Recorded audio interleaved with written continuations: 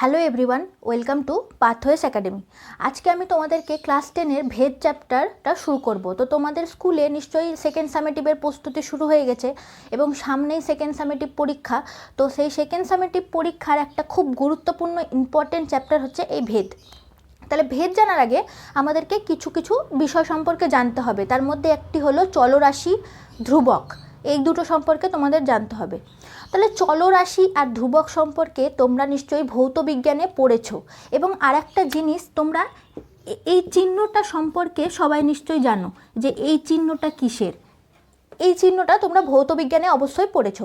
তাহলে এই চিহ্নটা হচ্ছে ভেদের চিহ্ন, যাকে আমরা বলি ভ্যারিয়েন্স চিহ্ন। তো এই চিহ্ন সম্পর্কে আমরা আজকে জানবো যে এই চিহ্নটা কিভাবে আসে এবং কিভাবে লিখতে হয়।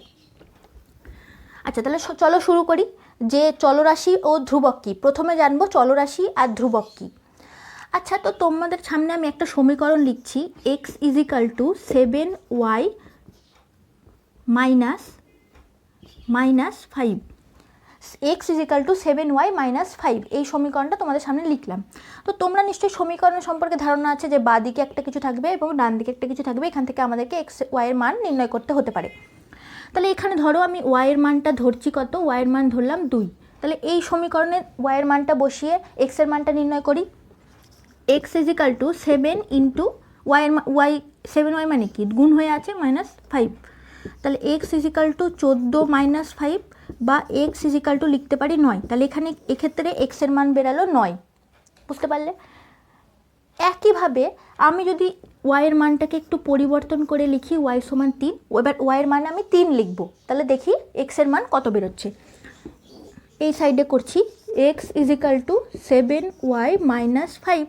তাহলে X equal to 7 into 3 minus 5। তাহলে এক্স ইজিক্যাল টু 21 মাইনাস 5। তাহলে এক্স ইজিক্যাল টু কত বেরাবে 16। তাহলে দেখো ওয়াইয়ের মানটা পরিবর্তন করার জন্য আমার এক্সের মানেরও পরিবর্তন ঘটলো। আগে 9 ছিল, পরে 16 হয়ে গেল। তাহলে এই একটার মান পরিবর্তন করার জন্য আর একটার মান পরিবর্তন হচ্ছে, এটাকেই বলছে ভেদের সম্পর্ক বা ভ্যারিয়েন্সের সম্পর্ক। এবার এখানে একটা জিনিস জানার আছে, দেখো তোমরা এক্স এবং ওয়াইয়ের মান কিন্তু পরিবর্তিত হচ্ছে, কিন্তু 7 আর 5, এই 7 আর 5-এর মান কিন্তু একই থাকছে। তাহলে এই সমীকরণে আমরা দুটো জিনিস দেখতে পাচ্ছি, চল এবং ধ্রুবক। মানে যাদের মান পরিবর্তিত হচ্ছে শর্ত সাপেক্ষে, যাদের মান পরিবর্তিত হয় তাদেরকে আমরা বলবো চলরাশি, আর যাদের মান শর্ত সাপেক্ষে পরিবর্তিত হয় না তাদেরকে আমরা বলবো ধ্রুবক রাশি।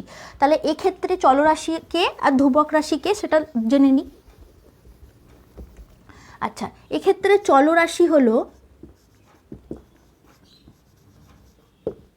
এক্স ওয়াই, এগুলো হচ্ছে চলরাশি। আর ধ্রুবক রাশি কি? ধ্রুবক রাশি হলো এক্ষেত্রে 7 এবং 5। এই 7, 5 বা এক্স ওয়াই ছাড়াও চলরাশি বা ধ্রুবক রাশি আমরা পাই। যেমন হচ্ছে এ বি, এদেরকেও আমরা সমীকরণে ব্যবহার করি এবং এদেরও মান স্থির থাকে না, তাহলে এদেরকেও আমরা ধ্রুবক বলবো। আর চলরাশি বলবো।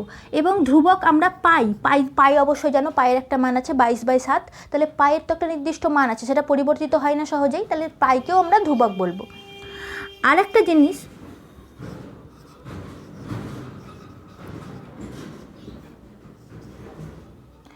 আর এই ধ্রুবককে আমরা কে দ্বারা প্রকাশ করি। ধ্রুবককে আমরা কি দ্বারা প্রকাশ করি? কে দ্বারা প্রকাশ করি। আর চলরাশিকে x Y Z A B ইত্যাদি দ্বারা প্রকাশ করি। এবার দেখো ভেদের কিছু প্রকারভেদ আছে। ভেদকে কয়েকটি ভাগে ভাগ করা হয়। কি কি ভাগে ভাগ করা হয়? ভেদকে 3 ভাগে ভাগ করা হয়, সরল ভেদ, ব্যস্ত ভেদ এবং যৌগিক ভেদ। সরল ভেদ, ব্যস্ত ভেদ এবং যৌগিক ভেদ। তো আজকের ক্লাসে আমরা সরল ভেদ এবং ব্যস্ত ভেদ সম্পর্কে আলোচনা করব। যৌগিক ভেদ আমরা পরবর্তী ক্লাসগুলোতে দেখব। আস্তে আস্তে যেমন আমরা অঙ্ক করতে থাকবো, যৌগিক ভেদ সম্পর্কে আমরা আলোচনা করতে থাকব। তাহলে দেখো সরল ভেদ জিনিসটা কি।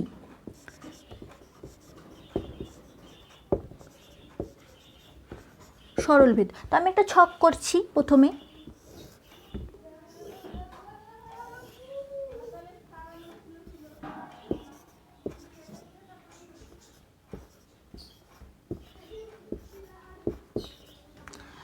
আচ্ছা, এখানে নির্দিষ্ট কিছু মান আছে এবং এক্স ওয়াই দেওয়া আছে। এবার এক্স ওয়াইকে যদি আমি এক্স বাই ওয়াই আকারে সাজাই তাহলে মানটা কি দাঁড়াচ্ছে দেখি।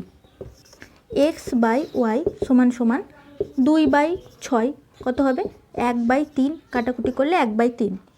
তারপরটা কত আছে 3/9, কাটাকুটি করলে 1/3। তারপর কত আছে 4/12, কাটাকুটি করলেও 1/3। তাহলে প্রতি ক্ষেত্রে দেখো কত করে বেরোচ্ছে 1/3 করে। তাহলে আমি এক্স ওয়াইকে যদি এক্স বাই ওয়াই আকারে সাজাই তাহলে মান বেরোচ্ছে 1/3। তাহলে এটাকেই বলবো আমরা ধ্রুবক এবং এটাকে কে ধরে নেব, এই মানটাকে আমরা কে ধরে নেব। তাহলে দেখো এবার কি করে সরলভেদ নির্ণয় করতে হয়, এটা মিটিয়ে দিচ্ছি, এই পাশটাতে করছি। X by Y equal to 1/3, এটা আমি পেয়েছি তো, প্রতি ক্ষেত্রে আমি 1/3 করে পেয়েছি। তাহলে আমি লিখতে পারি এক্স বাই ওয়াই সমান, এটাকে বাদ দিয়ে আমি কি লিখতে পারি কে লিখতে পারি। এবার আমি গুণ করি x into k into Y, sorry x সমান কে ইন্টু ওয়াই। এবার এই কে ইজিক্যাল টু কেটাকে উঠানোর জন্য আমাদেরকে একটা চিহ্ন বসাতে হবে, সেই চিহ্নটা বললাম ভ্যারিয়েন্সের চিহ্ন, এই ভ্যারিয়েন্সের চিহ্নটাকে বসাতে হবে। তাহলে এক্স ভ্যারিয়েন্স ওয়াই, এটা হচ্ছে সরল ভেদের সমীকরণ, এটাই হচ্ছে সরল ভেদের সমীকরণ। এবার দেখি ব্যস্তভেদ জিনিসটা কি।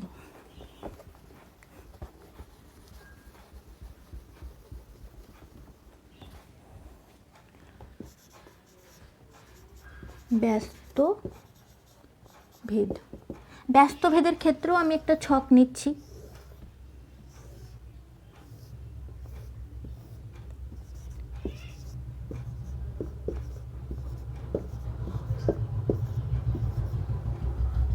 আচ্ছা, তো এই যে ছকটা নিলাম এটা দেখবে তোমাদের নিজে করি, যে ভেদ চ্যাপ্টারে নিজে করি আছে ওখানে এই ছকটা আছে, এই অঙ্কটা আমি দেখাচ্ছি।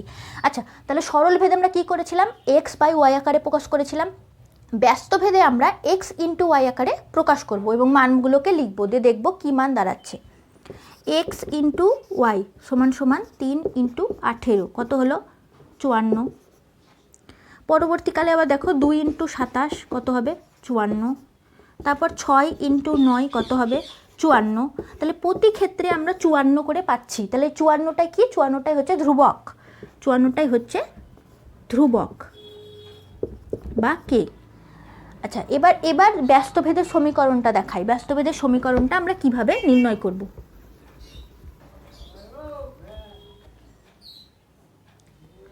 আমরা লিখতে পারি এক্স ইন্টু ওয়াই সমান সমান 54, এক্স ইন্টু ওয়াই সমান 54 কারণ আমরা প্রতি ক্ষেত্রে 54 করে পেয়েছি।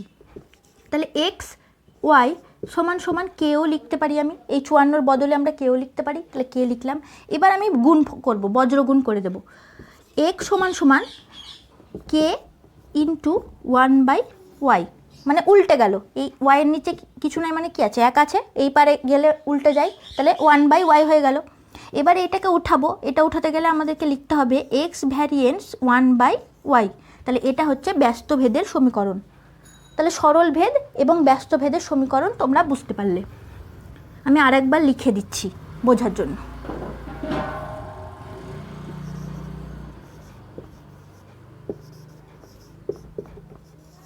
এটা হচ্ছে সরল, এটা হচ্ছে ব্যস্ত। তাহলে এটা হচ্ছে সরল ভেদের সমীকরণ, এটা ব্যস্তভেদের সমীকরণ। তাহলে তোমরা সরল ভেদ আর ব্যস্তভেদ সম্পর্কে নিশ্চয়ই ক্লিয়ার হয়ে গেছো। এবার আমরা কিছু অঙ্ক করব।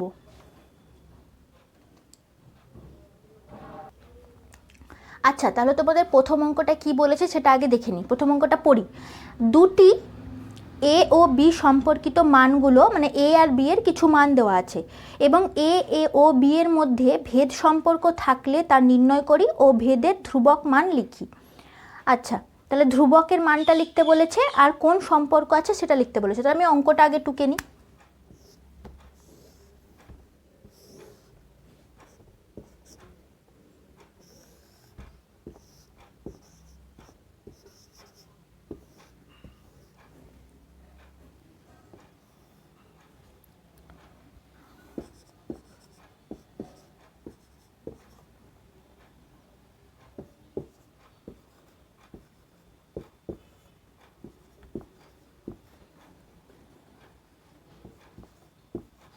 আচ্ছা, তাহলে আমাদেরকে জিজ্ঞেস করেছে যে এরা কোন ভেদ সম্পর্কে আছে, সরল ভেদ সম্পর্কে আছে না ব্যস্ত ভেদ সম্পর্কে আছে।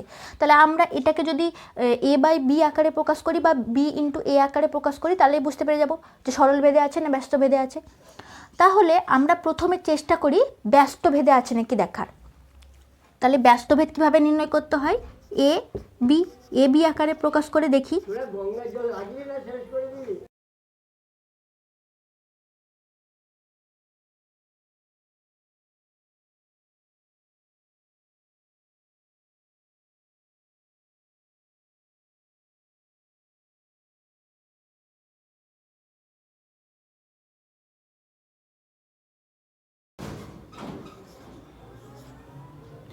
আচ্ছা, তাহলে দেখো আমি দুটো গুণ করে দেখলাম যে পরের মানটা আর এবং আগের মানটা আলাদা বেরাচ্ছে, তার মানে একই মান বেরাচ্ছে না। তাহলে আমরা এটা বলতে পারি যে এটা ব্যস্ত ভেদে নেই।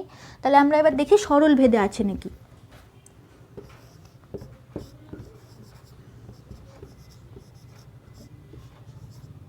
25/10, 5/2।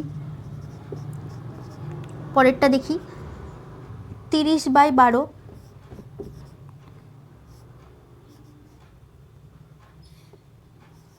6 দিয়ে করি, 5 6 30, 6 2 12, 5/2।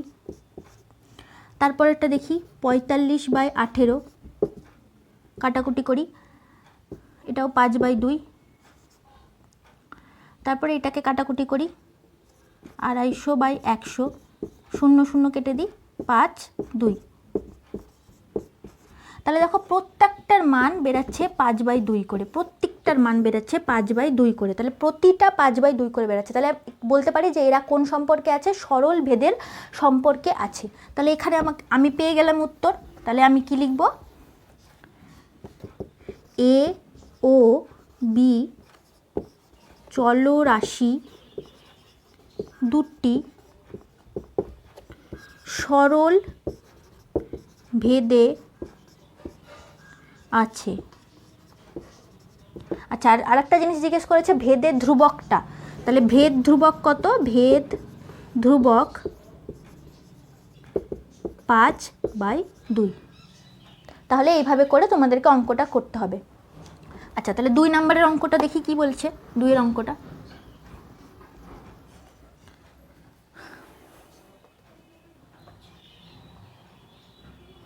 আচ্ছা, 2-এর অঙ্কটা বলেছে এক্স ও ওয়াই দুটি চল ও তাদের সম্পর্কিত মানগুলি এত এত এত। তাহলে এক্স ওয়াই কোনো ভেদ সম্পর্কে আছে কি না বুঝে লিখি। আচ্ছা, তাহলে এই অঙ্কটা কিন্তু এই 1-এর অঙ্কটার মতন, তো আমি এই অঙ্কটা করছি না, আমি পরের ক্লাসে এই অঙ্কটা করব। তোমরা যতদিন আমি পরের ক্লাসটা পোস্ট করছি, তোমরা এই অঙ্কটা করে উত্তরটা কমেন্টে জানিয়ে রাখবে, অবশ্যই জানাবে। আচ্ছা, তাহলে আজকের ক্লাসটি যদি তোমাদের ভালো লেগে থাকে অবশ্যই একটা লাইক করো এবং সাবস্ক্রাইব করে আমাদের পাশে থেকো, এবং ফেসবুক থেকে দেখে থাকলে আমাদেরকে ফলো করতে ভুলো না। Thank you.